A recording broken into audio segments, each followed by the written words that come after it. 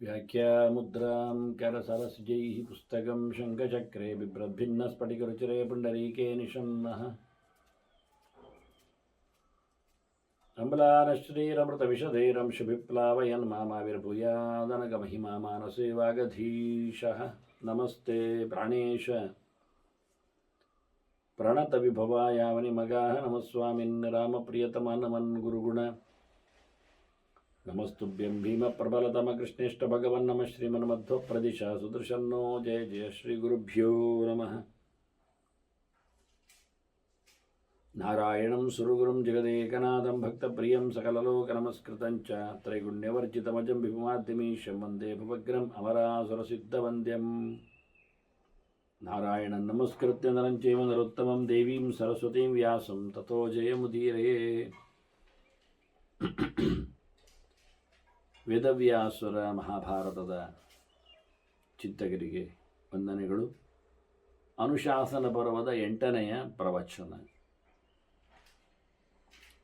ಭೀಷ್ಮರ ಮುಂದುವರಿದ ಉಪದೇಶದಲ್ಲಿ 2ನೆಯ ಪ್ರವಚನ ಆಗಿದ್ದರೂ ಭೀಷ್ಮರ ನಿರ್ಯಾಣದ ಚಿಂತನೆಯಲ್ಲಿ 6 ಅನುಶಾಸನಕ್ಕೆ ಸಂಬಂಧಪಟ್ಟಂತೆ ಕೊನೆಯ ಪ್ರವಚನಗಳನ್ನು ನೀಡಿದ್ದರಿಂದ ಲೆಕ್ಕಾಚಾರದಲ್ಲಿ 8 ಅಂದೆ. 8ನೇ ಗಣನೆಗೆ ಪಡೆಯುವಂತೆ ಅದು ಕೊನೆಯ ತುಂಡು. ಆದರೆ ಕೊನೆಯ ತುಂಡನ್ನು ಇವತ್ತು ಅನುಶಾಸನದ ಅವರ ಶಾಸನ ಕಥೆಗಳು ಎಷ್ಟು ಬರ್ತಾವೆ, ಸುಮಾರಾಗಿ 200 ಹತ್ತಿರಕ್ಕೆ ಅನುಶಾಸನದ ಚಿಂತನೆಗಳು ವಿಷ್ಣು ಸಹಸ್ರ ರೂಪನಾಮ ಸ್ತೋತ್ರವನ್ನು ಬಿಟ್ಟು ಆಗಲಿದೆ. ಹಾಗಾಗಿ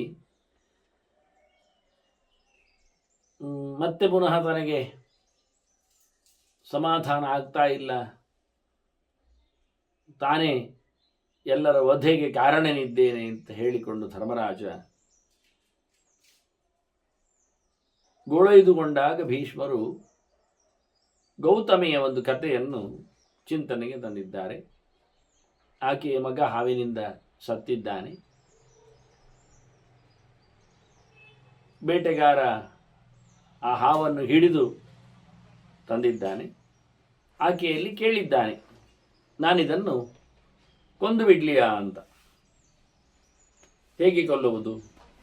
ಬೆಂಕಿ ಹಾಕಿ ಕೊಲ್ಲಿಯಾ, ತುಂಡು ಮಾಡಲಿಯಾ ಅಂತ ಕೇಳ್ತಾನೆ. ಯಾಕೆ ಅಂದರೆ ನನಗೆ ಯಾರಾದರೂ ಹೇಳಬೇಕು, ಅನ್ಯಾಯ ಆದವರು ಹೇಳಬೇಕು. ಸುಮಾರಾಗಿ ಅನ್ಯಾಯಗಳಾದಾಗ ಇಂಥವರಿಗೆ ಚಾಟಿ ಏಟುಂಟು, ಇಂಥವರಿಗೆ ಗಲ್ಲು ಶಿಕ್ಷೆ ಉಂಟು ಅಂದಾಗ ಅದನ್ನು ನಡೆಸಿಕೊಡುವುದಷ್ಟೇ ಅವನ ಕೆಲಸ. ಹೇಳುವುದು ಬೇರೆ ಬರಲ್ವಾ, ಅದನ್ನು ನಿರ್ಣಯ ಮಾಡುವುದು. ಯಾರಿಗೆ ಅನ್ಯಾಯ ಆಗಿದೆ ಅವನು ಹೇಳಬೇಕಲ್ಲ ಶಿಕ್ಷೆ. ಹೀಗಾಗಿ ನೀನು ಹೇಳಬೇಕು ಅಂತ ಬೇಟೆಗಾರ ಕೇಳಿದರೆ, ನಾನು ಅಂತಹ ಉಪದೇಶ ಮಾಡುವವಳಲ್ಲ, ಕೇಳುವುದಿಲ್ಲ, ಬಿಟ್ಟು ಬಿಡು ಅಂತ ಆಕೆ ಹೇಳಿದ್ಲು. ಅದಕ್ಕೆ ಉತ್ತರವೇ ಹೇಳುತ್ತಾನೆ ಲುಬ್ಧಕ, ಬೇಟೆಗಾರ, ಅರ್ಜುನಕ ಅಂತ ಅವನ ಹೆಸರು, ನೇರ ಮಾತಿನವ ಅಂತ ಅರ್ಥ. ಜಾನಾಮಿಹಂ ನೇಹ ಗುಣಜ್ಞ. ಅವಳ್ದ ನನಗೊತ್ತು ನಿಂತ ಪ್ರಸಂಗಗಳಲ್ಲಿ ಎಲ್ಲ ಯಾರು ಗುಣದೋಷಗಳ ಬಗ್ಗೆ ಲೆಕ್ಕ ಹಾಕ್ತಾ ಕೂತ್ಕೊಳ್ಳುವುದಿಲ್ಲ. ತೊಂದರೆ ಆದ ತಕ್ಷಣ ಅದಕ್ಕೆ ಅವರು ಪ್ರತಿಕ್ರಿಯಿಸ್ತಾರೆ. ಸರ್ವೇರ್ತಿಯುಕ್ತಾ ಗುರವೋ ವೈಭವಂತಿ. ಅನ್ಯಾಯಕ್ಕೆ ತೊಂದರೆಗೆ ಒಳಗಾದಾಗ ಪ್ರತಿಯೊಬ್ಬರೂ ಸಹ ಅವರು ಹಿರಿಯರಾಗ್ತಾರೆ, ಗಟ್ಟಿಗರಾಗ್ತಾರೆ, ದೊಡ್ಡವರಾಗ್ತಾರೆ. ಅವರ ಹೇಳಿಕೆಗಳಿಗೆ ಬೆಲೆ ಬರ್ತದೆ. ಯಾರೊಬ್ಬರು ನಿನಗೀಗ ಸಂಕಟ ಆಗಿದೆ, ಆದ್ದರಿಂದ ನೀನು ಖಂಡಿತವಾಗಿಯೂ ಅದಕ್ಕೆ ಅನುಗುಣವಾಗಿ ಡಿಸಿಷನ್ ತಗೊಂಡು ದೊಡ್ಡ ಮಟ್ಟದಲ್ಲಿ ನಿಂತು ನೀನು ಹೇಳಲಿಕ್ಕೆ ಬರ್ತದೆ. ಮತ್ತು ನೀನೀಗೆ ಎಂಥದ್ದು ಹಾವನ್ನೆಲ್ಲ ಕೊಲ್ಲುವುದು ಬೇಡ ಹಾಗೆಲ್ಲ ಹೇಳಿದೆಯಲ್ಲ, ಅದೆಲ್ಲ ಸ್ವರ್ಗದ ವಿಷಯ. ಸ್ವರ್ಗಸ್ಥತೆ ಉಪದೇಶೋ ಭವಂತಿ, ಉಪದೇಶೇ ಭವಂತಿ. ಒಳಿತು ಮಾಡೋ ಮೂಲಕ, ಪ್ರಾಣಭಿಕ್ಷೆಯನ್ನು ಕೊಡುವ ಮೂಲಕ ಬಹಳ ಉದಾರಿಯಾಗಿದ್ದಾನೆ ಎನ್ನುವುದು ಅದು ಮುಂದಿನ ಮಾತು, ಅದು ಪುಣ್ಯದ ಮಾತು. ಆದ್ದರಿಂದ ಅದೆಲ್ಲ ಬೇಡ, ನೀನು ಹೇಳು, ನಾನು ಇದನ್ನು ಸಾಯಿಸ್ತೇನೆ. ತಸ್ಮಾತ್ ಕ್ಷುದ್ರಂ ಸರ್ಪಮೇನಂ ಹನಿಷ್ಯೇ. ಈ ಅನ್ಯಾಯ ಮಾಡಿದ ನೀಚ ಹಾವನ್ನು ನಾನು ಬಡಿತೇನೆ, ಗೊಲ್ತೇನೆ ಅಂತ ಮತ್ತೆ ಅವನು ಹೇಳುತ್ತಾನೆ. ಇನ್ನು ಗೌತಮಿ ಅನುಮತಿ ಕೊಡಲಿಲ್ಲ. ಗೌತಮಿ ಮಾತು ಹೇಳ್ತಾಳೆ ಅವಳು. ಇವನು ಮುಂದುವರಿಸಿ ಬೇಟೆಗಾರನೇ ಹೇಳುತ್ತಾನೆ, ವಾಸ್ತವವಾಗಿ ನೀನು ಶಾಂತಿ ಶಾಂತಿ ಅಂತ ಕೂತ್ಕೊಳ್ತಾ ಇದ್ದಿ, ಹೊಡೆಯುವುದಿಲ್ಲ. ಶಮವೀಪ್ಸಂತಹ ಕಾಲಯೋಗಂ ತ್ಯಜಂತಿ, ನೀನು ಸಮಯವನ್ನು ದೂಡುವ ಮೂಲಕ ಸಮಯಕ್ಕೆ ಹೊಡಿತಿ. ಸಾವನ್ನು ದೂಡ ಮಾಡ್ತಾ ಇದ್ದಿ, ಮೃತ್ಯುವನ್ನು ಅಪ್ಪಿಕೊಳ್ತಾ ಇದ್ದಿ. ಮಗ ಸತ್ತಿದ್ದಾನೆ, ಅನ್ಯಾಯ ಮಾಡಿದವನು ಸಾಯಲಿಕ್ಕೆ ಬೇಕುಂಟು, ಅವರನ್ನು ಆಚೆ ದೂಡ್ತಾ ಇದ್ದಿ. ಇದೇನು ಕತೆ? ಮೈ ಮೇಲೆ ಬಿದ್ದಿರತಕ್ಕಂಥ ಮೃತ್ಯುವನ್ನು ಕಾರಣರಾದವರ ಮೇಲೆ ಅದನ್ನು ದೂಡುವ ಬದಲಿಗೆ ನೀನು ಅದನ್ನು ಶಾಂತಿ ಅಂತ ಹೇಳಿಕೊಂಡು ಬಿಟ್ಟುಕೊಡ್ತಾ ಇದ್ದೀಯಲ್ಲ. ಸದ್ಯ ಶುಚಂ ಅರ್ಥವಿದ ತ್ಯಜಂತಿ, ಯಾವಾಗಲೂ ಒಳ್ಳೆ ವಿಷಯವನ್ನು ತಿಳಿದವರು, ಪ್ರಯೋಜನದ ಬಗ್ಗೆ ಎಚ್ಚರ ಉಳ್ಳವರು ತಮಗಾದ ಸಂಕಟವನ್ನು ಕೂಡಲೇ ಪರಿಮಾರ್ಜನೆ ಮಾಡಿಕೊಳ್ತಾರೆ, ತೊಂದರೆಯನ್ನು ದೂರ ಮಾಡುತ್ತಾರೆ. ತೊಂದರೆಯನ್ನು ದೂರ ಮಾಡಲಿಕ್ಕೆ ಬೇಕಾಗಿರತಕ್ಕಂಥ ಆರ್ಥಿಕವಾದ ವ್ಯವಸ್ಥೆಯನ್ನು ಮಾಡಿಕೊಳ್ತಾರೆ. ಹೇಗೆ ಬೇಕು ಹಾಗೆ, ಅರ್ಥ ಅಂದರೆ ದ್ರವ್ಯವೇ ಆಗಬೇಕು, ದುಡ್ಡೇ ಆಗಬೇಕು ಅಂತಲ್ಲ, ಸಂಬಂಧಪಟ್ಟಂತೆ. ಮತ್ತು ಯಾರು ಸಂಕಟವನ್ನು ನಿತ್ಯ ಅನುಭವಿಸ್ತಾರೆ ಅವರು ಎಲ್ಲವನ್ನು ಕಳ್ಕೊಳ್ತಾರೆ. ಶ್ರೇಯ ಕ್ಷಯ ಶೋಚತಾಂ ನಿತ್ಯ ಶೋಹಿ. ಅಳುವವನಿಗೆ ಸಂಕಟದಲ್ಲಿ ಒದ್ದಾಡುವವನಿಗೆ ಯಾವಾಗಲೂ ಒಳಿತ ಆಗುವುದಿಲ್ಲ. ನಿನಗೀಗ ಮಗು ಸತ್ತ ದುಃಖ ಉಂಟಲ್ಲ, ಇದನ್ನು ನೀನು ಪರಿಮಾರ್ಜನೆ ಮಾಡಿಕೊಳ್ಳಲಿಲ್ಲ.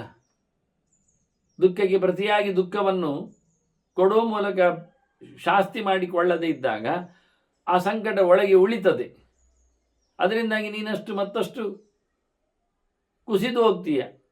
ತಸ್ಮಾ ಶುಚಂ ಮುಂಚ ಹತೆ ಭುಜಂಗೆ.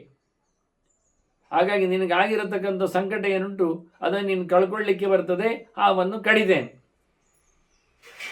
ಹಾವು ಸತ್ತ ಬಳಿಕ ನಿನ್ನ ಯೋಚನೆಯನ್ನು ಬಿಡಬಹುದು. ಅದಕ್ಕೆ ಆ ತಾಪಸ್ಸಿ ಹೇಳ್ತಾಳೆ, ಗೌತಮಿ, ನನಗೆ ಸಂಕಟ ಆಗ್ತದೆ ಎಂದು ಯಾರು ಹೇಳಿದ್ದು ನಿನಗೆ?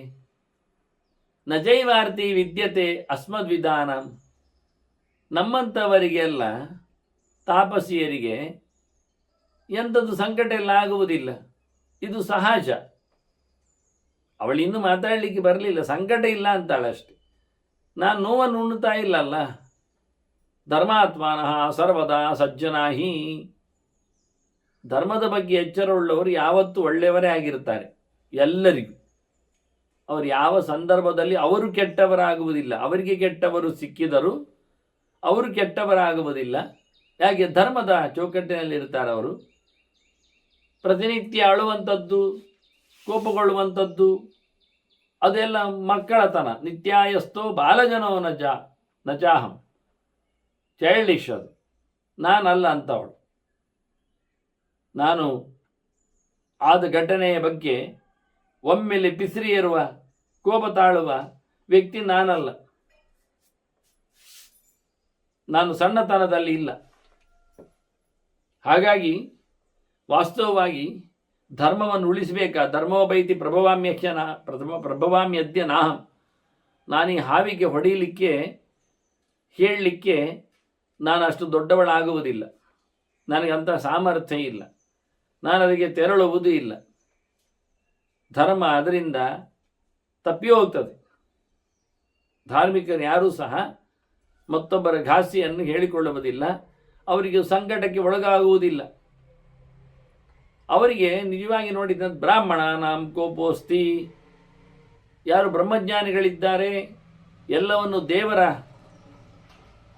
ನಡೆಯಲ್ಲಿ ನಡೆಯುವುದೆನ್ನತಕ್ಕಂಥ ಗಟ್ಟಿತನದಲ್ಲಿದ್ದಾರೆ, ಅಂಥವ್ರು ಯಾವ ಕರ್ಮಗಳು ಹೇಗೆ ರೀತಿಯಲ್ಲಿ ಆದರೂ ಸಹ ಅವರು ಕೋಪವನ್ನುಗೊಳ್ಳುವುದಿಲ್ಲ, ಕೋಪ ಮಾಡಿಕೊಳ್ಳುವುದಿಲ್ಲ. ಯಾಕೆ? ಅದು ದೇವರ ಕ್ರಿಯೆ ಅಂತ ಹೇಳಿ. ಅವರ ಎಚ್ಚರ ಭಗವಂತನ ಎಚ್ಚರ ಅವರು. ಹಾಗಾಗಿ ಕೋಪ ಇಲ್ಲದಿದ್ದರೆ ನೋವು ಯಾಕೆ ಆಗ್ತದೆ? ಕುತ ಕೋಪ ಅಚ್ಚ ಯಾತನ. ಸಂಕಟ ಆದರೆ ತಾನೇ ಸಂಕಟ ಸರಿಯಾದದ್ದಕ್ಕೆ ಕೋಪ ಬರುವುದು.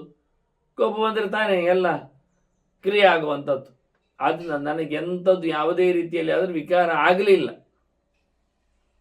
ನನಗೆ ಕೋಪತಾಪಗಳು ಇಲ್ಲ. ಹಾಗಾಗಿ ನೀನು ಸಾಫ್ಟಾಗಿ ಆಗು. ಮಾರ್ಧವಾತ್ ಕ್ಷಮ್ಯತಾಂ ಸಾಧೋ ಮುಚ್ಯತಾಂ ಏಷ ಬನ್ನಗ. ಈ ಹಾವನ್ನು ಬಿಟ್ಟು ಬಿಡ ನೀನು. ಮೃದು ಧೋರಣೆಯನ್ನು ತಗೋ, ಕ್ಷಮಿಸು ಅದನ್ನು. ಆಗ ಬೇಟೆಗಾರ ಹೇಳುತ್ತಾನೆ, ಹಿತ್ವಾ ಲಾಭಂ ಶ್ರೇಯವಾಪ್ಯಂ ಸ್ಯಾತ್. ಈಗ ಯಾವುದು ಲಾಭವನ್ನು ನಾವು ಕಳ್ಕೊಳ್ಳುತ್ತೇವೆ, ಮುಂದೆ ಒಳಿತಿದೆ ಅಂತ ಹೇಳಿಕೊಂಡು ಒಂದು ದೊಡ್ಡ ಸಂಗತಿ ಮಾಡಬಹುದು, ಶ್ರೇಯಸ್ಸಿನ ದಾರಿ ಅಂತ ಹೇಳಿಕೊಂಡು ಇಟ್ಕೊಳ್ಬಹುದು. ಆದರೆ ಸದ್ಯೋ ಲಾಭ ಸ್ಯಾತ್ ಬಲಿಭ್ಯ ಪ್ರಶಸ್ತ. ಯಾರಿಗೆ ತಾಕತ್ತಿದೆ ಅವರು ಈಗನೇ ಲಾಭವನ್ನು ಪಡಿಬೇಕಾದ್ದು ವ್ಯವಸ್ಥೆ. ಮುಂದೆ ಲಾಭ ಆಗ್ತದೆ, ಮುಂದೆ ಒಳ್ಳೆಯದಿದೆ ಅಂತ ಹೇಳಿಕೊಂಡು ಈಗ ನಾವು ಕೈ ಬಿಟ್ಟುಕೊಡುವುದುಂಟಲ್ಲ, ಅದು ಶ್ರೇಯಸ್ಸಿನ ದಾರಿ ಹೌದು. ಹೆಸರುವಾಸಿಯ ಆಗ್ತಾನವ, ದೊಡ್ಡ ಜನ ಆಗ್ತಾನೆ. ಆದರೆ ಕೆಲಸ ಆಗಬೇಕಾ ಈಗಿಂದೀಗ ಹಸಿಯಾಗಿ ಅದಕ್ಕೆ ಖಚಿತ ತಕ್ಷಣ ಶಿಕ್ಷೆ ಕೊಟ್ಟಾಗ ಅರ್ಥ ಆಗ್ತದೆ ಅದಕ್ಕೆ. ಹಾಗೆ ನಮಗೆ ಈಗಲೇ ಲಾಭ ಸಿಗ್ತದೆ. ನಾಳೆ ಆದರೆ ಈಗ ಸಂಕಟ ಜೋರು ಇರುವಾಗ ಅದರ ಪರಿಮಾರ್ಜನೆ ಮಾಡಿಕೊಂಡಾಗ ಲಾಭ ಆಗುವುದು. ಇದು ಯಾರಲ್ಲಿ ಸದ್ಯ ಲಾಭವನ್ನು ಪಡೀಲಿಕ್ಕೆ ಆಗುವುದಿಲ್ಲ ಅವರು ದುರ್ಬಲರು ಅಂತ ಅರ್ಥ, ನಮ್ಮ ಕೈಯಲ್ಲಿ ಆಗುವುದಿಲ್ಲ ಅಂತ ಅರ್ಥ. ದುರ್ಯೋಧನ ರಾಜಸೂಯ ಸಭೆಯಲ್ಲಿ ಪಾಂಡವರ ಹೆಗ್ಗಳಿಕೆಯನ್ನು ಕಂಡು ಅದನ್ನೆಲ್ಲ ಮತ್ತೆ ಪರಿಗಿಸಲು ಹೊಸುಗ ಹೋಗಿ ಏನೆಲ್ಲ ಎಡವಟ್ಟಾಗಿ ಮತ್ತೆ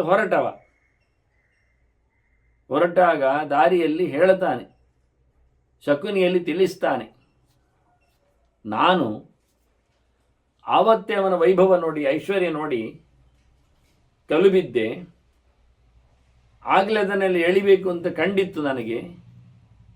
ಆದರೆ ಎಂತ ಮಾಡೋದು, ಅವರು ಬಲಿಷ್ಠರಿದ್ದಾರೆ, ನಾವು ದುರ್ಬಲರಿದ್ದೇವೆ, ನಮ್ಮಿಂದ ಆಗುವುದಿಲ್ಲ. ಹಾಗಾಗಿ ನಾನು ಸುಮ್ಮನೆ ಇದ್ದೆ ಅಂತಾನೆ. ನಾನು ರಾಜಸೂಯದಲ್ಲಿ ಕೃಷ್ಣನಿಗೆ ಆಗುವ ಅಗ್ರಪೂಜೆಯನ್ನು ನಿಲ್ಲಿಸ್ತಿದ್ದೆ, ಅವು ಹೇಳುದು. ಆದರೆ ಆಗಲಿಲ್ಲ, ಬಲ ಇಲ್ಲ. ನೋಡಿ ಶಿಶುಪಾಲ ಏನಾದ, ನುಗ್ಗಿ. ಹಾಗಾಗ್ತದೆ. ಹಾಗಾಗಿ ಪ್ರತಿಯೊಬ್ಬರು ಹೇಳಿಕೊಳ್ಳೋದು ಹಾಗೆ, ಬಲ ಇದ್ದರೆ ಆಗಲೇ ಕೆಲಸ ಮಾಡಲಿಕ್ಕೆ ಬರ್ತದೆ ಅಂತ. ಬಲ ಇದ್ದಾಗ, ನಾವು ದುರ್ಬಲರಾಗಿದ್ದಾಗ ನಮ್ಮ ಕೆಲಸ ಆಗುವುದಿಲ್ಲ. ಆದರೆ ಈಗಕ್ಕೀಗಕ್ಕೆ ನಮಗೆ ಲಾಭ ಬರಬೇಕು, ಅದಕ್ಕೆ ಹೊಡಿಬೇಕು, ನಮ್ಮ ಬಲವನ್ನು ಅದಕ್ಕೆ ತೋರಿಸಿಕೊಡಬೇಕು, ಆಗ ಅನುಕೂಲ ಆಗ್ತದೆ.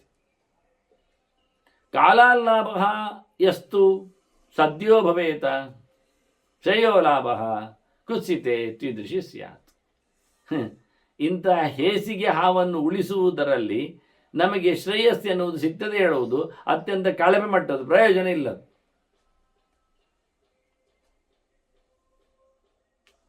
ಈ ಕಾಲದಲ್ಲಿ ಆಗಬೇಕಾದ ಹೊತ್ತಿನಲ್ಲಿ ಕಚ್ಚಿ ಮಗು ಸತ್ತ ಒಂದು ಹಿನ್ನೆಲೆಯಲ್ಲಿ ಆದಾಗಲೇ ನಾವು ಅದಕ್ಕೆ ಬೇಕಾದ ಪ್ರತೀಕಾರ ಮಾಡಿದಲ್ಲಿ ಅದು ಲಾಭ ಅಂತ ಅನಿಸ್ತದೆ ಹೊರತು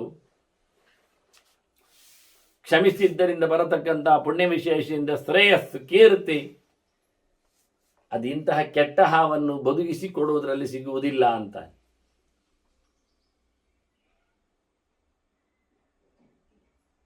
ಮತ್ತೆ ಪುನಃ ಹೆಂಗಸು ಹೇಳ್ತಾಳೆ, ಅವನಿಗೆ ಉತ್ತರ ಕೊಡ್ತಾಳೆ ಅವಳು, ಅಲ್ಲಯ್ಯ ನಿನಗೆ ಈ ಹಿಡಿದ ಹಾವನ್ನು ಹೊಡೆಯುವುದರಿಂದ ಎಂತ ಲಾಭ ಉಂಟು ಹೇಳು, ನಿನಗೆಂತಲ್ಲ ಆದರೂ ಲಾಭ ಏನು? ಕಾರ್ಥಪ್ರಾಪ್ತಿ ಗೃಹ್ಯ ಶತ್ರುಂ ನಿಹತ್ಯ. ನಮ್ಮ ವೈರಿಯನ್ನು ಹಿಡಿದು ಹಾಕಿ ಹೊಡೆದು ಅದರಲ್ಲಿ ಎಂತ ನಮಗೆ ಪುರುಷಾರ್ಥ ಸಿಗ್ತದೆ? ಕಾಮಾಪ್ತಿ ಪ್ರಾಪ್ಯ ಶತ್ರುಂ ನ ಮುಕ್ತ್ವ. ಈ ಹಾವನ್ನು ಬಿಡುಗಡೆ ಮಾಡದೆ ನಾವೊಂದು ಇಟ್ಕೊಂಡ್ರೆ ನಮಗೆ ಎಂತ ಲಾಭ ಆಗ್ತದೆ? ಎಂತ ಬಯಸಿದ್ದು ಸಿಗ್ತದೆ? ಎಂಥದ್ದು ಇಷ್ಟ ಬಂದಾಗಿ ಆಗ್ತದೆ? ಪ್ರತಿಯೊಂದರೆಡೆಗೆ ಯೋಚನೆ ಮಾಡಬೇಕಲ್ಲ. ಕಸ್ಮಾ ಸೌಮ್ಯೇಹನ ಕ್ಷಮೆ ನೋ ಭುಜಂಗೆ. ಹಾಗಾದರೆ ನಾನು ಯಾಕೆ ಹಾವಿಗೆ ಕ್ಷಮೆಯನ್ನು ಕೊಡಬಾರದು?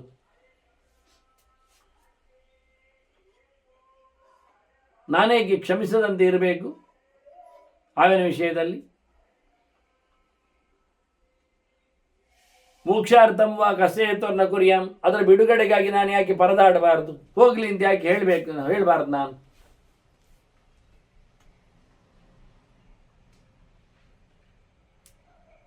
ಬಹಳ ಚಂದವಾಗಿ ಬೇಟೆಗಾರನಿಗೆ ಉತ್ತರ ಕೊಟ್ಟಳವಳು.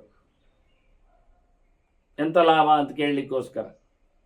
ನೋಡಿ, ಬೇಟೆಗಾರ ಜಿಜ್ಞಾಸೆ ಮಾಡ್ತಾನೆ. ಅವ ಹೇಳ್ತಾನೆ, ಲಾಭ ಎಂತ ಕೇಳ್ತೀಯ? ಇದು ಸತ್ತರೆ ಎಂತ ಲಾಭ, ಬಿಟ್ಟರೇನು ನಷ್ಟ ಅಂತಲ. ಅಸ್ಮಾದೇತಾತ್ ಬಹವೋ ರಕ್ಷಿತವ್ಯಾ. ಈಗ ಹಾವು ಎಂತ ಮಾಡಿದೆ? ನಿನ್ನ ಮಗುವಿಗೆ ಕಚ್ಚಿದೆ, ಅವ ಸತ್ತಿದ್ದಾನೆ. ಈ ಹಾವನ್ನು ನಾವು ಕೊಲ್ಲುವುದಿಲ್ಲ, ನೀನು ಹೇಳಿದಾಗೆ ಬಿಡುತ್ತೇವೆ. ಬಿಟ್ಟರೆ ಏನಾಗ್ತದೆ ಗೊತ್ತುಂಟ, ಅದು ಇನ್ನೊಬ್ಬರಿಗೂ ಕಚ್ಚದೆ, ಮತ್ತೊಬ್ಬನಿಗೂ ಹೊಡಿತದೆ, ಮಗದೊಬ್ಬನನ್ನು ಮುಗಿಸ್ತದೆ. ಈಗೇನಾಯಿತು? ಸಾವಿನ ಪರಂಪರೆ ಆಯಿತು. ಆದ್ದರಿಂದ ನಾವು ಈಗ ಇವರನ್ನು ಕಟ್ಟಿ ಹಾಕಿ ಹೊಡೆದು ಬಿಟ್ಟರೆ ಇದರಿಂದಾಗಿ ಎಷ್ಟೋ ಜನ ಮುಂದೆ ಬದುಕಿ ಉಳಿತಾರೆ. ಅಸ್ಮಾದೇತಾದ್ ಬಹವೋ ರಕ್ಷಿತವ್ಯಾ. ತುಂಬ ಜನರ ಬದುಕಿನ ರಕ್ಷಣೆಗೋಸ್ಕರ ಈ ಹಾವನ್ನು ಕಡಿಯುವುದು ಚಂದವೇ. ಇಲ್ಲಾಂದರೆ ನಾಳೆ ಇನ್ನೊಬ್ಬ ಬಲಿ ಆಗ್ತಾನೆ, ಇನ್ನೊಂದು ಕಡೆಯಲ್ಲಿ ಹೊಡಿತದೆ, ಅದು ಬಹಳ ದೂರದವರೆಗೆ ಅದು ಹೋಗ್ತದೆ.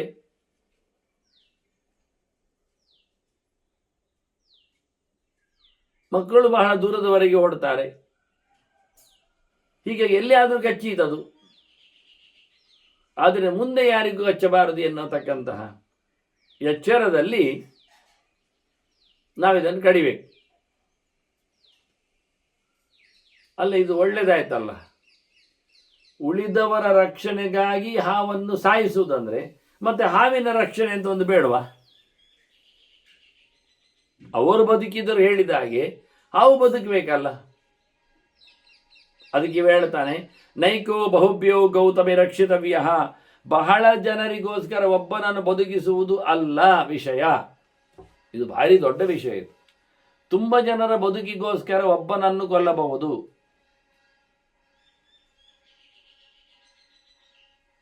ಒಬ್ಬನನ್ನು ಎಲ್ಲರಿಗೋಸ್ಕರ ಉಳಿಸಿಕೊಳ್ಳುವುದಲ್ಲ. ಇಲ್ಲಿ ಇಷ್ಟೇ. ಇನ್ನು ಮುಂದೆ ಬರತಕ್ಕ ಬಹಳ ಜನರು ಸಾವನ್ನು ಪಡಿತಾರೆ ಈ ಹಾವು ಬದುಕಿದ್ರೆ. ಈ ಹಾವು ಸತ್ತರೆ ಆ ಉಳಿದವರೆಲ್ಲ ಬದುಕಿ ಇರ್ತಾರೆ, ಅವನಿಗೆ ಹಚ್ಚುವುದಿಲ್ಲ. ನೀವು ಅದು ಇದೇ ಕಚ್ಚಬೇಕಾಗಿ ಬೇರೆ ಯಾವ ಕಚ್ಚುವುದಿಲ್ವ ಎಲ್ಲ ಕೇಳಬಹುದು. ಅಂದರೆ ಇದರಿಂದ ಆಗುವ ಹಾನಿ ಇಲ್ಲ ಆಯ್ತಲ್ಲ. ಕಚ್ಚುವವನಿಗೆ ಬೇರೆ ಹಾವು ಕಚ್ಚಲಿ, ಆದರೆ ಇದು ಎಷ್ಟೋ ಜನರಿಗೆ ಕಚ್ಚುವಂಥದ್ದು ತಪ್ಪಿದೆ ಇಲ್ವ ಇದಿಲ್ಲದಿದ್ದಾಗ?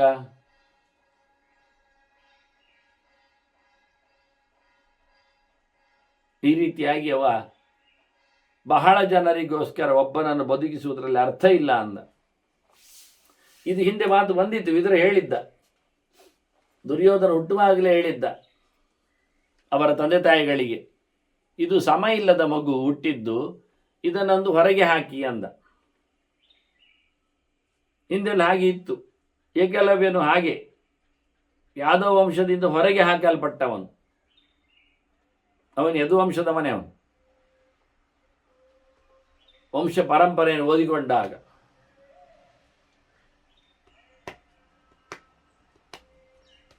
ಅದರಂತೆ ತ್ಯಜೇದೇಕಂ ಕುಲಸ್ಯಾರ್ತೆ ಅಂತ ಹೇಳಿ ಮುಂದಿನ ಎಲ್ಲ ಮಕ್ಕಳು ನಾವೆಲ್ಲ ಬದುಕಬೇಕು ಅಂತಾದರೆ ಈ ದುರ್ಯೋಧನನ್ನು ಬಿಟ್ಟುಕೊಡು, ಹೊರಗೆ ಹಾಕು, ಸಾಯಿಸಿ ಬಿಡು ಅಂತ ಹೇಳಿ ಉತ್ತರ ಬಂದಿತ್ತಲ್ಲಿ.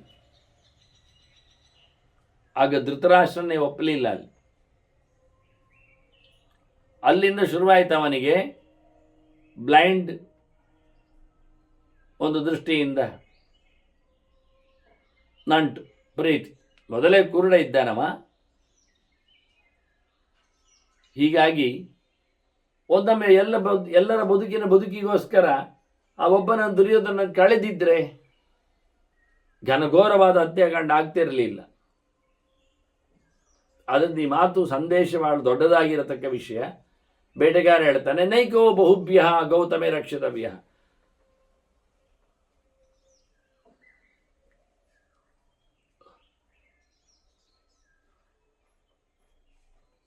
ತುಂಬ ಜನರಿಗೆ ಉಪಕಾರ ಆಗುವುದಾದರೆ ಒಬ್ಬನನ್ನು ಕೊಲ್ಲುವುದು ತಪ್ಪಲ್ಲ. ಒಬ್ಬನನ್ನು ಉಳಿಸುವುದರಿಂದ ತುಂಬ ಜನರನ್ನು ಜಾಸ್ತಿಗೊಳಿಸುವುದರಲ್ಲಿ ಅರ್ಥ ಇಲ್ಲ. ಅದರಿಂದ ಕೃತಾಗಸಂ ಧರ್ಮಹೇತೋ ತ್ಯಜಂತಿ. ಸಾಮಾನ್ಯವಾಗಿ ತಪ್ಪು ಮಾಡಿದವರನ್ನು ಧರ್ಮಕ್ಕೋಸ್ಕರ ಖಂಡಿತವಾಗಿಯೂ ಬಿಡುತ್ತಾರೆ ಎನ್ನುವುದು ಸತ್ಯ. ಅಸಮಂಜಸನಂತೆ ಅಲ್ಲ, ಅದೊಂದು ಸ್ಪೆಷಲ್ ಕೇಸ್ ಇರಬಹುದು.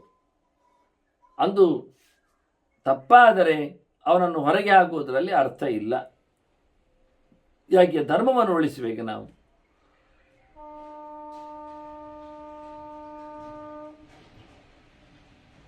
ಆದ್ದರಿಂದ ಸರೀಸೃಪಂ ಪಾಪಮಿಮಂ ತ್ಯಜತ್ವಂ, ನೀನೀಗ ಇದನ್ನು ಬಿಟ್ಟುಕೊಡು, ಬಿಟ್ಟ. ಅನ್ಯಾಯ ಮಾಡಿದ ಈ ಹಾವೊಂದನ್ನು ಬಿಟ್ಟರೆ ಇನ್ನು ಎಷ್ಟೋ ಮಂದಿ ಜನ ಬದುಕಲಿಕ್ಕೆ ಇರುತ್ತಾರೆ. ಈ ಹಾವೊಂದನ್ನು ನಾವು ಬದುಕಲಿ ಅಂತೇಳಿ ಅಷ್ಟು ಜನರ ಮಧ್ಯೆಯಲ್ಲಿ ಬಿಟ್ಟುಕೊಟ್ರೆ ಅದು ಎಂದಾದರೂ ಏನಾದರೂ ಅನ್ಯಾಯ ಮಾಡೀತು.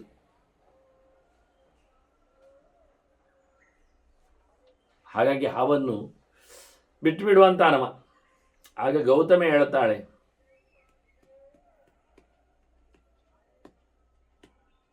ಈಗ ಈ ಹಾವನ್ನು ನಾವು ಬಿಟ್ಟದ್ರಿಂದ,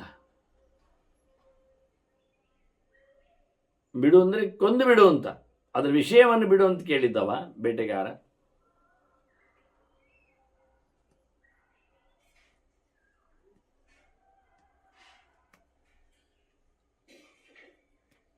ಗೌತಮಿ ಗಟ್ಟಿಯಾಗಿದ್ದ ಹಾವನ್ನು ಬಿಟ್ಟುಕೊಡು ಅಂತ ಹೇಳುವವಳು. ಆಕೆ ಹೇಳ್ತಾಳೆ, ಈ ಹಾವನ್ನು ನೀನು ಕೊಂದ್ರೆ ನನ್ನ ಮಗ ಬರ್ತಾನ? ಹಿಂದೆ ಮೊದಲು ಅದನ್ನು ಕೇಳಿದ್ಲು. ಈಗ ಬಹಳ ಜನರಿಗೋಸ್ಕರ ಅಂತ ಹಾಕಿಕೊಂಡ ಹಾಗೆ ಈ ಹಾವು ಸಾಯುವ ಮೂಲಕ ಬಹಳ ಜನರಿಗೆ ಉಪಕಾರ ಆಗ್ತದೆ ಅಂತಾದರೆ, ಉಪದ್ರ ಇಲ್ಲ ಅಂತಾದರೆ ನಾನು ಸೇರಿಕೊಳ್ಳಬೇಕು, ನನ್ನ ಮಗನೂ ಸೇರಿಕೊಳ್ಬೇಕು. ಮನೆಯಲ್ಲಿ ಬರ್ತಾನೆ? ಇಲ್ಲ. ನಾಸ್ಮಿನ್ ಹತೆ ಪನ್ನಗೆ ಪುತ್ರಗೋಮೆ ಸಂಪ್ರಾಪ್ಸ್ಯತೆ ಲುಬ್ಧಕ ಜೀವಿತಂ ವೈ. ಈ ಹಾವನ್ನು ಕೊಲ್ಲುವ ಮೂಲಕ ನನ್ನ ಮಗನಿಗೆ ಬದುಕು ಬರುವುದಿಲ್ಲ, ಜೀವ ಬರುವುದಿಲ್ಲ. ಆದ್ದರಿಂದ ಬೇರೆ ಏನಾದರೂ ಉಂಟಾ ನೋಡ ಲಾಭ, ಚಿಂತನೆ ಮಾಡು. ಗುಣಂಚಾನ್ಯಂ ನಾಸ್ತ್ಯ ಪಶ್ಯೆ ನಾಸ್ತ್ಯ ವಧೆ ಪ್ರಪಶ್ಯೆ. ಇದನ್ನು ಸಾಯಿಸುವುದರಲ್ಲಿ ನನಗೆ ಎಂಥದ್ದು ಕಾಣ್ತಾ ಇಲ್ಲ ಲಾಭ. ನನ್ನ ಮಗೇನು ಬರುವುದಿಲ್ಲಲ್ಲ ನನಗೆ.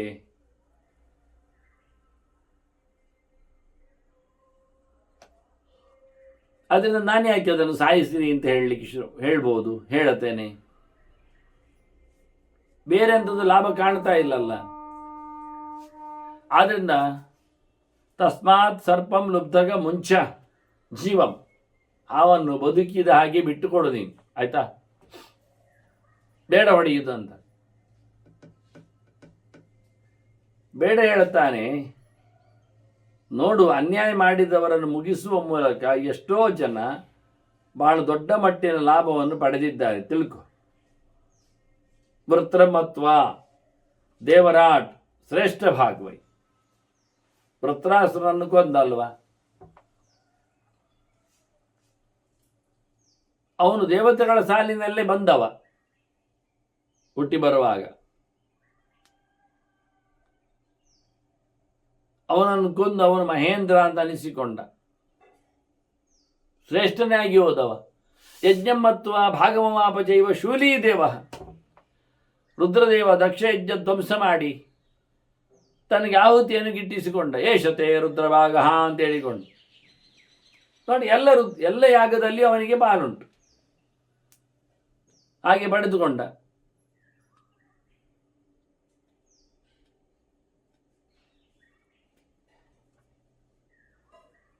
ಅದರಂತೆ ನೀನೀಗ ದೇವವೃತ್ತಂ ಚರತ್ವಂ, ದೇವತೆಗಳ ಹಾಗೆ, ಇಂದ್ರನ ಹಾಗೆ, ರುದ್ರನ ಹಾಗೆ ನೀನು ಅನ್ಯಾಯ ಮಾಡಿದವರನ್ನು ಮುಂದೆ ತೊಂದರೆ ಕೊಡಲಿಕ್ಕೆ ಸಾಕು ಎನ್ನತಕ್ಕ ನೆಲೆಯಲ್ಲಿಯೂ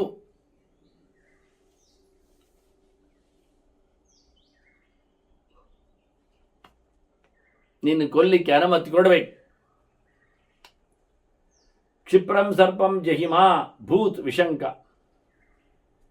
ನಿನಗೆ ಸಂಶಯ ಎಲ್ಲ ಬೇಡ, ಬೇಗ ಕೊಲ್ಲಿಕ್ಕೆ ಹೇಳಿಬಿಡು ಅಂತಾನೆ. ಹೀಗೆ ಬಹಳ ಒತ್ತಾಯ ಮಾಡ್ತಾ ಇದ್ದಾನೆ, ಸಾಯಿಸ್ತೇನೆ, ಸಾಯಿಸ್ಲಿಕ್ಕೆ ಹೇಳು ಅಂತ. ಹೀಗೆ ತಪ್ಪಿಸ್ತಾನೆ ಇದ್ದಾಳೆ, ಆಗುವುದಿಲ್ಲ, ಬಿಟ್ಟು ಬಿಡು ಅಂತ. ಹೀಗೆ ಬಹಳ ಸರ್ತಿ ಬೇಟೆಗಾರ ಒತ್ತಾಯ ಮಾಡಿದರೂ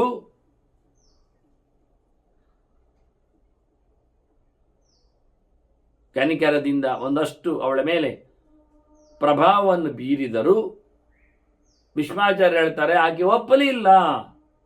ಸಾ ಪಾಪೇನಾಕರೋನ್ಮತೇಂ, ಹಾವನ್ನು ಸಾಯಿಸಲಿಕ್ಕೆ ಗೌತಮಿ ಪರವಾನಿಗೆ ಕೊಡಲಿಲ್ಲ. ಅಷ್ಟೊತ್ತಿಗೆ ಹಾವು ಸ್ವಲ್ಪ ಉಸಿರು ಸರಿದ ಮಾಡಿಕೊಳ್ತಾ ಉಂಟು. ಈಶದುಚ್ಛ್ವ ಸಮಾಯುಕ್ತ,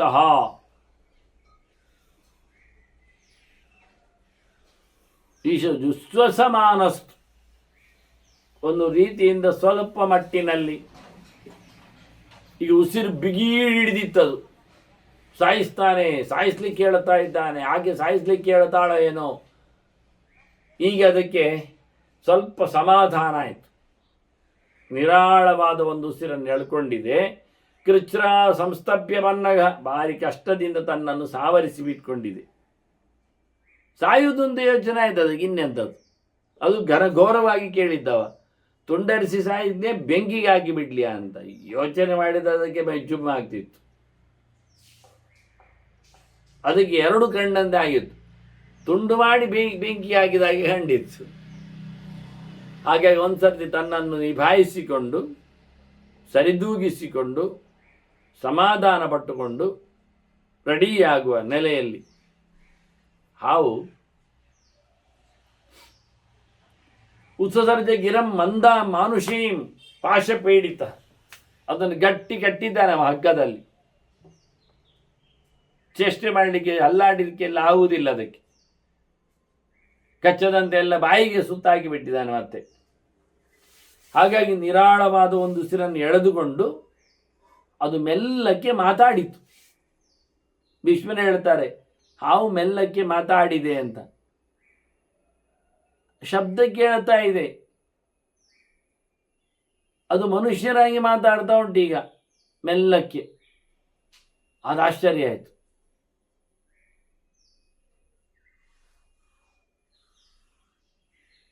ಬಹಳ ಚೆನ್ನಾಗಿ ಸಣ್ಣದಾಗಿ ನೋವಿನಿಂದ ಕೇಳ್ತದೆ ಬೇಡನ ಹತ್ರ, ಇಲ್ಲಿ ವಿಲನ್ ಈಗ ಬೇಡ, ಕೊಲ್ಲಬೇಕು ಅಂತ ಹಠ ಮಾಡ್ತಾ ಇದ್ದಾನೆ ಕತ್ತಿ ಹಿಡ್ಕೊಂಡು. ಆದ್ರಿಂದ ಬೇಡನಿಗೆ ಕೇಳ್ತದೆ, ಕೋನ್ವರ್ಜುನಕ ದೋಷೋತ್ರ ವಿದ್ಯತೆ ಮಮ ಬಾಲಿಶ, ಇಲ್ಲಿ ಎಂತ ತಪ್ಪುಂಟು ನನ್ನದು? ಏ ಮಗನೇ, ಏ ಮಗುವೆ, ಅವ ಕೇಳೋ ರೀತಿ, ಏ ಸಣ್ಣವನೇ, ಏ ಪೆದ್ದನೆ ಅವ ಹೇಳೋದು, ಹಾವು ಕೇಳೋದು. ಮೆಲ್ಲ ಮಾತಾಡ್ತಾ ಉಂಟು ಹಾವು. ನೋಡಿ, ಹಾವಿಗೆ ಮಾತಾಡಲಿಕ್ಕೆ ಬರ್ತದೆ. ಈ ಕಥೆಯಲ್ಲಾಗಿದೆ ಕಾರಣ ಏನ ನೋಡಿ.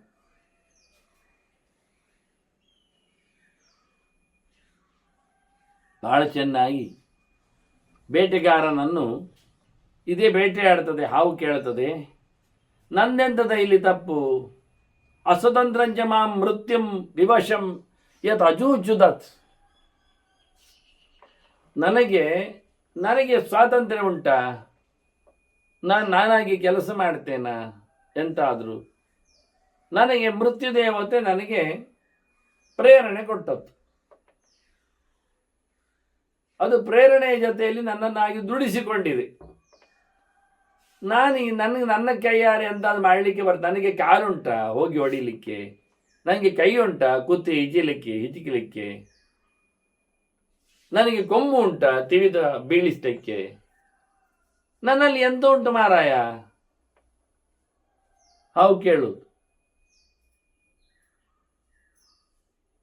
ಹಾಗಾಗಿ ತಪ್ಪು ಯಾರದು? ನಾವೆಲ್ಲರೂ ದೇವರ ವಶ ಅಲ್ವನ? ವಿಷ್ಣು ವಶನಾಗಿರತಕ್ಕ ನಮ್ಮನ್ನು ಮೃತ್ಯು ಚೋದನೆ ಮಾಡಿದ ನನಗೆ.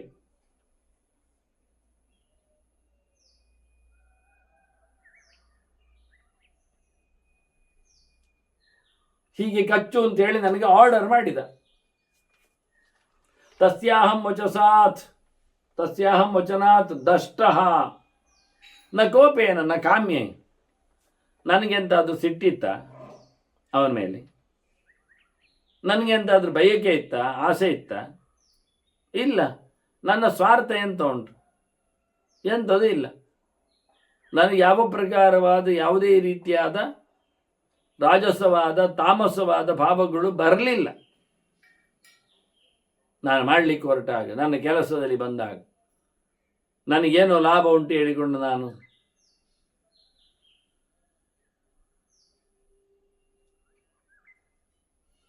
ಕೆಲಸವನ್ನು ನಡೆಸಿಕೊಟ್ಟದ್ದಲ್ಲ. ಸಾಯಿಸಲಿಕ್ಕೆ, ಇನ್ನೊಬ್ಬನನ್ನು ಕಚ್ಚಲಿಕ್ಕೆ ನನಗೆಂತಾಗಬೇಕು? ನನಗೆ ಕಚ್ಚಿ ಅಂತ ಆಗಲಿಕ್ಕೆ ಉಂಟು? ನಿಮ್ಮಂಥ ಬೇಟೆಗಾರ ಹಿಡಿದು ಚಚ್ಚುತ್ತಾನೆ ಹೇಳಿ ನಾನು ಕಚ್ಚಿದ್ದೇನೇ ಇರಲಿಲ್ಲ. ನನಗೋಸ್ಕರ ಕಚ್ಚಿದ್ದಲ್ಲ. ನಾನು ಅಸ್ವತಂತ್ರ. ನನಗೆ ಕೋಪವೂ ಬರಲಿಲ್ಲ, ನನಗೆ ಕಾಮವೂ ಇಲ್ಲ, ಕೋಪವೂ ಇಲ್ಲ. ಇದೆರಡು ನಿಜವಾಗಿ ಅನ್ಯಾಯದ ಪರಾಕಾಷ್ಠೆಯ ವಸ್ತು. ಅದು ಕಾಮೇಶಃ ಕ್ರೋಧೇಶಃ ರಜೋಗುಣ ಸಮುದ್ಭವ ಮಹಾಶನಃ ಮಹಾಪಾತ್ಮ ವಿದ್ಯೇನ ಮಿಹ ವೈರಿಣಂ ಅಂತೇಳಿ ಕೃಷ್ಣ ಎರಡು ದೊಡ್ಡ ಅನ್ಯಾಯವನ್ನು ನಡೆಸುವ ವಸ್ತುಗಳು ಅಂದಿದೆ. ನಮ್ಮೊಳಗಿದ್ದುಕೊಂಡು ನಡೆಸುವ, ಪಿತೂರಿ ಮಾಡುವ, ನಮ್ಮನ್ನೇ ಹಾಳು ಮಾಡತಕ್ಕ ಎರಡು ಸಂಗತಿಗಳು.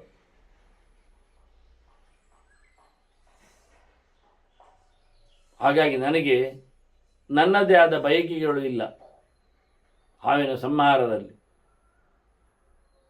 ಅದು ಯಾವುದೇ ಸ್ಪರ್ಧಾತ್ಮಕವಾದ ಕೆಲಸದಲ್ಲಿ ನಾನು ಸಿಟ್ಟಾಗಿ ಕೆಲಸ ಮಾಡಿದ್ದೂ ಇಲ್ಲ. ಅದು ನನಗೆ ರಾಜಸ ತಾಮಸ ಭಾವಗಳು ಇಲ್ಲ. ನಾನು ಪ್ರೇರಣೆಯಂತೆ ಕೆಲಸ ಮಾಡಿದ್ದೇನೆ. ಅಸಹಜವಾದಂತಹ ಕ್ರಿಯೆ ಇದು. ಹಾಗಾಗಿ ಅದು ನಡೆದಿದೆ, ನನ್ನಿಂದ ಆದದ್ದಲ್ಲ. ನನ್ನ ಬೆನ್ನ ಹಿಂದೆ ಮೃತ್ಯುವಿನ ಪ್ರೇರಣೆ ಇದೆ. ಹಾಗಾಗಿ ತಸ್ಯ ತತ್ ಕಿಲ್ಬಿಷಂ. ತಪ್ಪು ಯಾರದ್ದು ಕೇಳಿದರೆ ತಪ್ಪು ಮೃತ್ಯುವಿತ್ತು, ಅದು ಮಾಡಿಸಿತ್ತು. ನನಗೇನದರಲ್ಲಿ ಇಲ್ಲ, ಮಾಡಬೇಕು ಅಂತ ಇರಲಿಲ್ಲ. ನಾನು ಅವಶ್ಯನಾಗಿದ್ದೆ, ನಾನು ಸ್ವತಂತ್ರನಾಗಿಲ್ಲ ಮಾಡಲಿಕ್ಕೆ. ಆಗ ಬೇಟೆಗಾರ ಹೇಳ್ತಾನೆ ಹಾವಿನ ಹತ್ರ, ಎಂಥದ್ದು ಎಂಥದ್ದು ಎಂಥದ್ದು? ನೀನು ಕಚ್ಚಿದ್ದು ಮೃತ್ಯುವಿನ ಪ್ರೇರಣೆಯಂತೆ ಅಲ್ವಾ?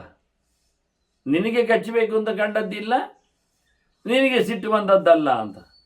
ಕೋಪ ತಾಪಗಳು ನನ್ನಲ್ಲಿ ಇಲ್ಲ, ದ್ವೇಷ ನಾನು ಮಾಡಿದ್ದಲ್ಲ,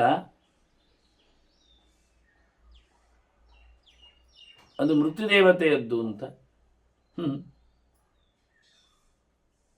ಅವ ಹೇಳ್ತಾನೆ. ಇಲ್ಲಿ ನೋಡು, ಮಣ್ಣಿನಿಂದ ಮಡಿಕೆ ಮಾಡೋದಿಲ್ವಾ? ಮಾಡುತ್ತಾರೆ. ಮಡಿಕೆಗೆ ಕಾರಣ ಯಾವುದಾಗ್ತದೆ? ಮಣ್ಣು ಆಗ್ತದೆ.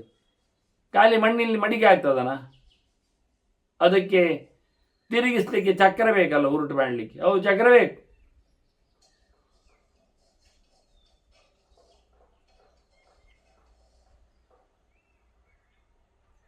ಮತ್ತೆ ಉರುಟಾದಾಗ ನೈಸ್ ಬರಲಿಕ್ಕೆ, ಅದನ್ನು ಹದ ಮಾಡಲಿಕ್ಕೆ, ಒಳಗಿನಿಂದ ಹಿಡಿದು ತಿರುಗಿಸ್ಲಿಕ್ಕೆಲ್ಲ ಕೋಲ್ ಬೇಕು. ಹೌದು, ಕೋಲ್ ಬೇಕು. ಹಾಗಾದರೆ ಮಡಿಕೆ ಮಾಡಲಿಕ್ಕೆ ಎಂತ ಬೇಕು? ಮಣ್ಣು ಬೇಕು, ಕೋಲು ಬೇಕು, ಚಕ್ರ ಬೇಕು, ಕತ್ತೆ ಬೇಕು, ಎಲ್ಲ ಸರಿತಾನೆ. ಹೌದು. ಕಾರಣ ಯಾವುದಕ್ಕೆ? ಮಡಿಕೆಗೆ. ಹಾಗೆ ಇಲ್ಲಿ ಯೋಚನೆ ಮಾಡಿ ನೀವು. ಮೃತ್ಪಾತ್ರಸ್ಯ ಕ್ರಿಯಾಯಾಂ ಹಿ ದಂಡಚಕ್ರಾದಯೋ ಯಥಾ ಕಾರಣತ್ವೇ ಪ್ರಕಲ್ಪ್ಯಂತೆ. ಮಣ್ಣಿನ ಭಾಂಡೆ ಮಾಡುವಾಗ ಮಣ್ಣು ಕಾರಣ ಆಗುವ ಹಾಗೆ ಅದರ ಜೊತೆಯಲ್ಲಿ ನಾವು ದಂಡಚಕ್ರಗಳನ್ನೆಲ್ಲ ಕಾರಣ ಅಂತೇವೆ. ಅದಿಲ್ಲದಿದ್ದರೆ ಆಗುವುದಿಲ್ಲ ಅಂತ. ಉಪಕರಣಗಳೇ ಕಾರಣಗಳಾಗಿ ಇರ್ತವೆ. ಹಾಗೆ ನೀನು ಸಹ ತಥಾ ತ್ವಮಪಿ ಕಿಲ್ಬಿಷಿ. ನೀನು ಹಾಗೆ ಕಾರಣ. ಒಂದು ಮಣ್ಣಿನ ಮಡಿಕೆಗೆ ಹೇಗೆ ಕೋಲು ಚಕ್ರವು ಕಾರಣ ಆಗ್ತದೋ ಹಾಗೆ ನೀನು ಸಹ ಕಾರಣ. ಯಾರೆಲ್ಲ ಹೇಳಿದ್ದು? ಯಾಕೆಲ್ಲ ಹೇಳಿದ್ದು? ನಿನಗೆ ಚೋದನೆ ಮಾಡಿದ್ದಾನೆ, ನನಗೆ ಇಷ್ಟ ಇಲ್ಲ, ಪ್ರೇರಣೆಯಂತೆ ಮಾಡಿದ್ದೇನೆ ಅಂತ. ಪ್ರೇರಣೆಯಂತೆ ನೀನು ಮಾಡುವಾಗ ನಿನ್ನದು ಇನ್ವಾಲ್ವ್ಮೆಂಟ್ ಇರ್ತದಲ್ಲನಾ, ಆಗ ನೀನು ಪಾಪವನ್ನು ಪಡಿಬೇಕಾಗ್ತದೆ. ಆದರೆ ನೀನು ವಧ್ಯ, ನಿನ್ನನ್ನು ನಾನು ಸಾಯಿಸಲಿಕ್ಕೆ ಉಂಟು. ಆಗ ಮತ್ತೆ ಸರ್ಪ ಉತ್ತರ ಕೊಡ್ತದೆ, ನೋಡು ಮಾರಾಯ, ಎಲ್ಲರೂ ಎಲ್ಲದಕ್ಕೂ ಸಹ ಸ್ವತಂತ್ರರಲ್ಲ.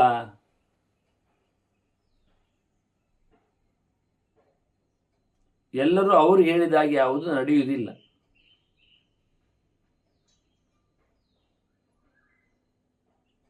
ಪ್ರತಿಯೊಬ್ಬರು ವಿಶೇಷವಾಗಿ ತಮ್ಮ ತಮ್ಮ ಕೆಲಸಗಳಲ್ಲಿ ತೊಡಗಿಸಿಕೊಂಡಾಗ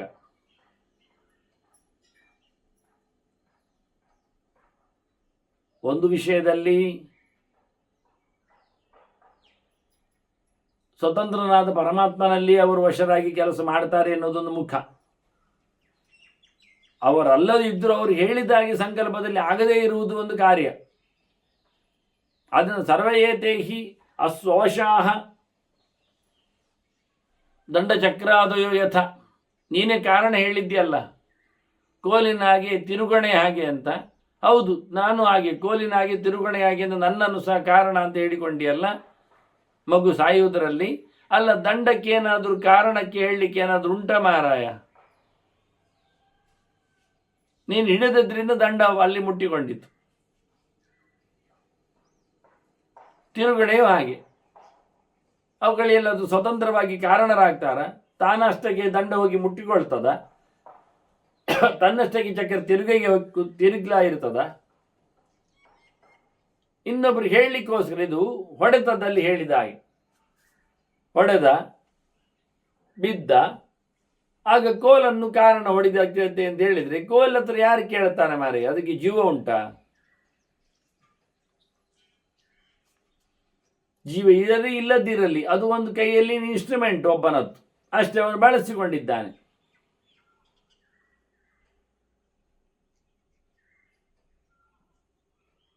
ಹಾಗಾಗಿ ಹಾವು ನೀನು ಹೇಳಿದ ಹಾಗೆ ದಂಡಚಕ್ರಗಳಿಗೆ ಸಹ ಕಾರಣವನ್ನು ಹೇಳಿದ್ರು ಅದು ತಪ್ಪಿತಸ್ಥಾಗುವುದಿಲ್ಲ. ಹೇಗೋ ಹಾಗೆ ನಾನಾಗುವುದಿಲ್ಲ. ಇಲ್ಲ, ಅದು ಅನ್ಯೋನ್ಯ ಪ್ರಯೋಜಕಗಳಾಗ್ತದೆ. ಅದು ಇಲ್ಲದಿದ್ರೆ ಇದು ಆಗುವುದಿಲ್ಲ, ಇದು ಅಲ್ಲದಿದ್ರೆ ಆಗುವುದಿಲ್ಲ. ಆದರೆ ನೀನು ಹಾವು ಕಾಲಚೋದನೆ ಮಾಡಿದರೆ ನೀನು ಕಚ್ಚದಿದ್ದರೆ ಸಾಯ್ಲಿಕ್ಕಿಲ್ಲಲ್ಲ.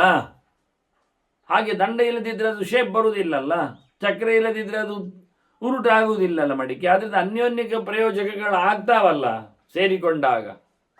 ಸರಿ, ನೀನು ಅನ್ಯೋನ್ಯ ಪ್ರಯೋಜಕಗಳು ಅಂತ ಒಂದೊಮ್ಮೆ ನೀನು ಹೇಳಿದರೆ,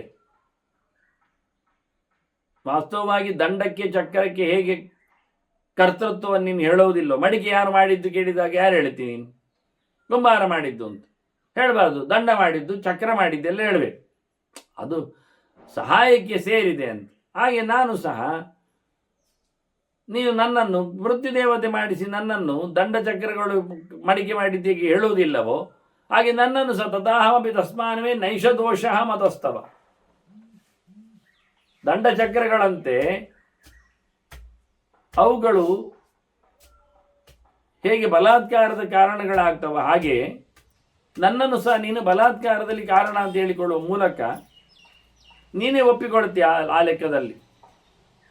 ನಾನು ಕಾರಣ ಅಲ್ಲ ಅಂತೇಳಿ, ನನಗಲ್ಲ ಅಂತೇಳಿ. ಹೀಗಾಗಿ ಎಲ್ಲರೂ ಒಟ್ಟು ಸೇರಿಕೊಂಡು ಆಗಿದೆ ಹೇಳುವುದಾದರೆ ಆಯಿತು, ಎಲ್ಲರೊಟ್ಟು ಸೇರಿಕೊಂಡದ್ದೊಂದಿಟ್ಟುಕೊಳ್ಳುವ. ಗಿಲ್ಬಿಷಂ ಸಮಮಾಯೇ ಸ್ಯಾತ್, ಒಂದು ದೃಷ್ಟಿಯಿಂದ. ಹಾಗಾದರೆ ಎಲ್ಲರಿಗೂ ಹಂಚು, ನಾನು ನನ್ನೊಬ್ಬರನ್ನೇ ಕೊಲ್ಲಿಕ್ಕೆ ಹಾಕಿ ಹೋಗುದು.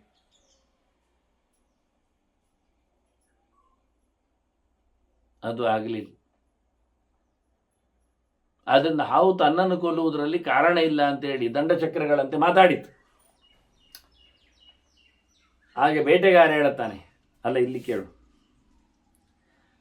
ಕಾರಣಂ ಯದಿ ನ ಸ್ಯಾದ್ವೈ ನಕರ್ತ ಸ್ಯಾತ್ ತ್ವಮಪ್ಯುತ್.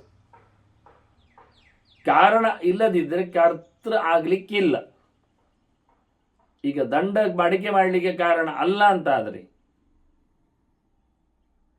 ದಂಡ ಮಡಿಕೆಗೆ ಕರ್ತೃ ಅಲ್ಲ ಆಗ್ತದೆ. ಯಾರು ಸಹ ಮಡಿಕೆಯನ್ನು ದಂಡ ಮಾಡಿದ್ದು ಹೇಳುವುದಿಲ್ಲ.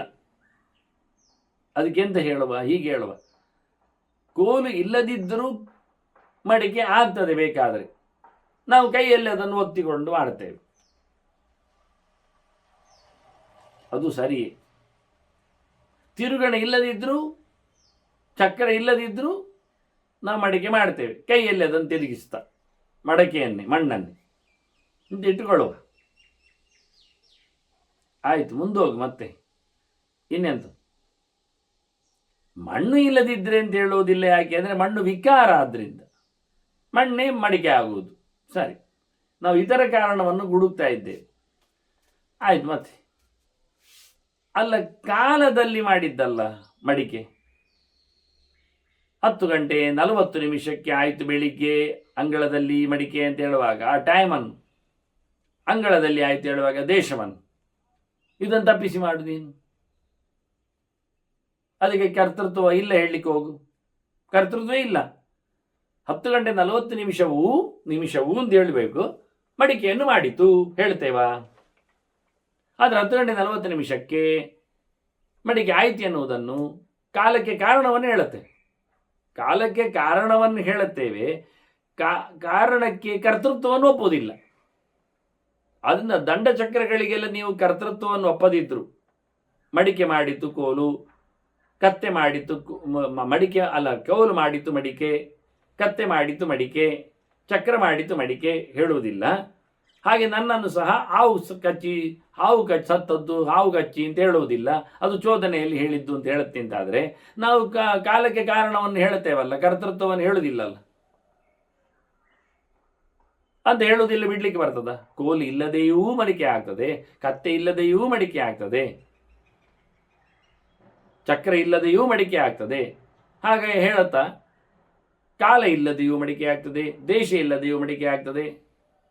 ಅಂಗಳ ಅಂದ್ರೆ ಅಂಗಳ ಮಾತ್ರ ಅಲ್ಲ, ಅಂಗಳ ಅಂತರಿಕ್ಷವು ದೇಶವೇ. ಕೈಯಲ್ಲಿಟ್ಕೊಂಡೇ ಮಾಡಿದೆ ನಾನು. ಎಲ್ಲಿಟ್ಟಿದ್ದೇನೆ ಮಡಿಕೆ? ಹೌದು, ಮಾಡಿದೆಯಲ್ಲ, ಆಕಾಶದಲ್ಲಿ ಮಾಡಿದ್ಯಲ್ಲ. ದೇಶ ಆಕಾಶವೇ ಅಲ್ಲ, ಅದನ್ನು ಅಲ್ಲ ಕಾರಣ ಹೇಳಲಿಕ್ಕೆ ಆಗ್ತದೆ? ಇಲ್ಲಲ್ಲ. ಕರ್ತೃ ಹೇಳುವುದಿಲ್ಲದಿದ್ರು ಇಲ್ಲಿ ನೋಡು, ನೀನು ಕಾರಣ ಆದ ಕತೆ. ಕಾರಣಂ ಯದಿ ನ ಸ್ಯಾದ್ವೇ ನ ಕರ್ತ ಸ್ಯಾದ್ ತ್ವಮಪ್ಯುತ. ನೀನು ಕಾರಣ ಅಲ್ಲ ಆದರೆ ನೀನು ಕರ್ತೃ ಆಗ್ಲಿಕ್ಕಿರ್ಲಿಲ್ಲ ಆಗ್ತಿತ್ತು. ಆದ್ರೆ ಈಗ ಹೇಳುವಾಗ ಹಾವು ಕಚ್ಚಿ ಸತ್ತ ಅಂತ ಹೇಳುದಲ್ವಾ? ಎಂತ ಮಾಡುವ ಈಗ?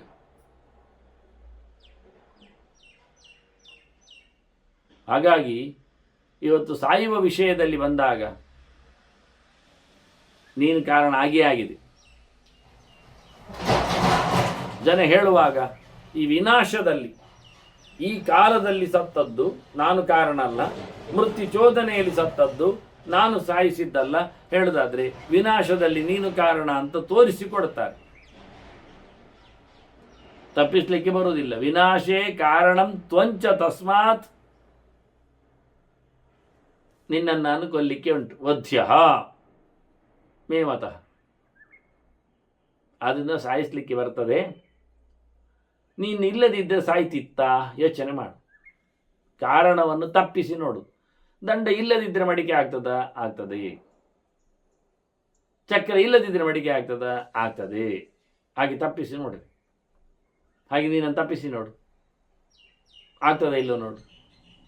ಅಸತಿ ಅವಿಕೃತೆ, ವಿವಿಧವಾದ ಕರ್ಮಗಳಲ್ಲಿ ಇಲ್ಲದೇ ಇದ್ದಾಗ, ನಿನ್ನಿಂದಲೇ ಆದಾಗ, ವಿವಿಧ ಕೃತತ್ವ ಇಲ್ಲ, ಅನೇಕ ಕೃತತ್ವ ಇಲ್ಲ, ಏಕಕೃತತ್ವ ಇದೆ. ನಿನ್ನಿಂದಲೇ.